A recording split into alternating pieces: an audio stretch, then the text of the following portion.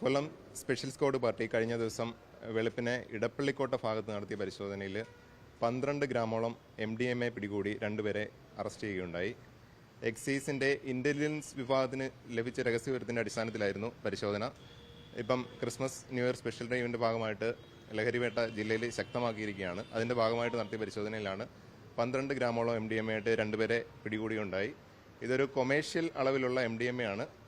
ഏകദേശം 20 വർഷത്തോളം ശിക്ഷ കിട്ടാവുന്ന അത്രയും വലിയ ഗ്രാവിറ്റി ഉള്ളൊരു ഒഫൻസാണിത്.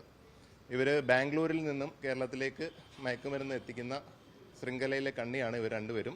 അതുകൂടാതെ തന്നെ ഇവർ രണ്ടുപേരും നിരവധി ക്രിമിനൽ കേസുകളിലെ പ്രതി കൂടിയാണ്.